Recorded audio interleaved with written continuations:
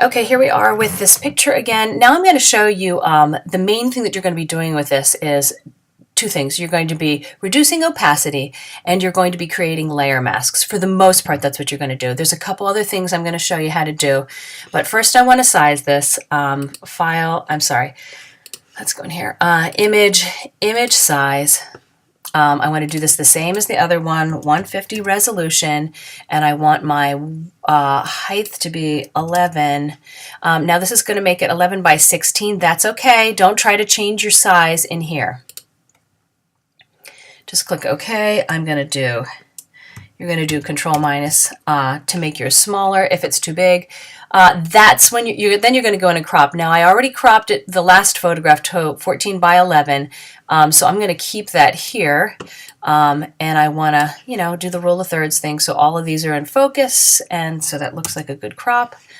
I go back for my direct select tool, and I'm just going to pull this photograph over, and I'm going to lay it in over top of this image.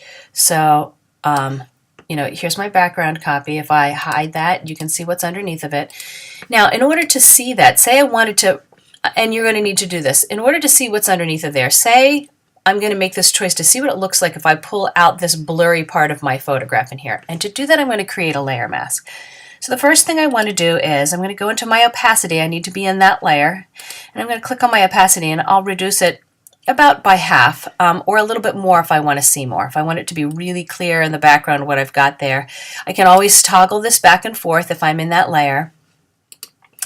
But basically, here's a multiple exposure where these two layers are over top of each other, and you can see a little bit of each photograph. But say I really want to expose this water back here. So I will create a layer mask. Layer mask is it's basically you being able to reveal what's underneath of here by creating a mask over top of it. And to do that, I'm going to go in this layer, and I'm going to come down here, and in my bottom menu, I'm going to click on this little rectangular box with a circle in it that says Add Layer Mask. And it's created this box right here. So this is my layer mask, and if I am over here, I'm in my picture. If I'm in here, I'm in the layer mask. In order for a layer mask to work, you have to work with your paint brushes.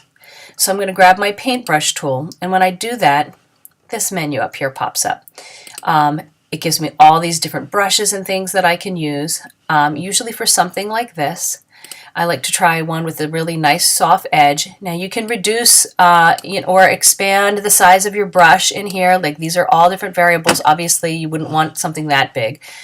But there's that, and I can also reduce the flow, which I'm going to bring it down to 50%.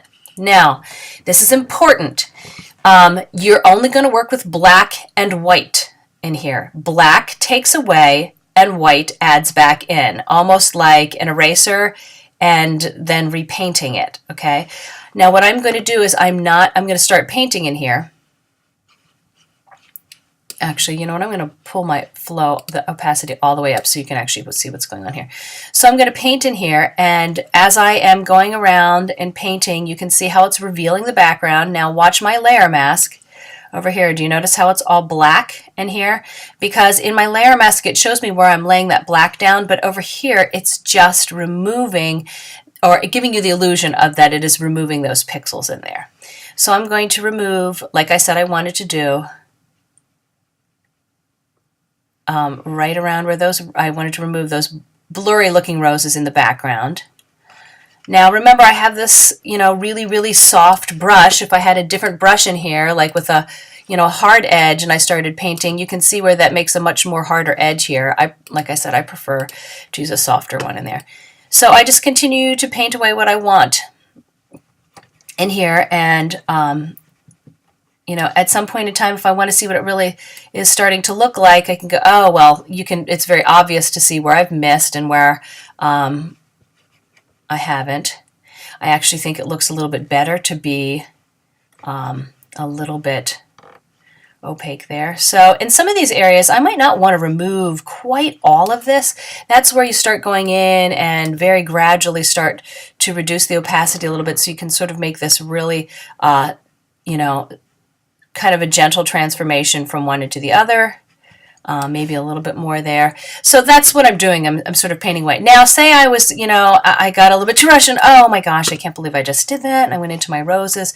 Well, I'm going to just toggle it to the white, and I can go back into that layer mask and repaint back on again. Okay. So remember that black takes away and white puts back on when you're in the layer mask. Now, if I were to accidentally click here and start painting with my white ups, well, now I've got white paint in on top of that, and then I would have to do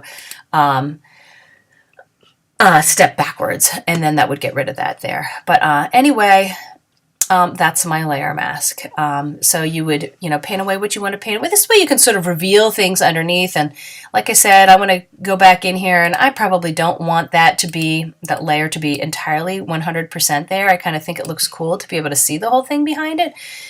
So maybe I'll start here.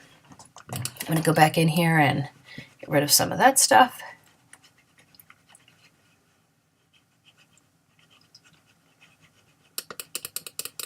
Sometimes if you double click it, even if you're a little bit opaque, that's how I sort of soften up the edges so you don't see this specifically drawn line in there.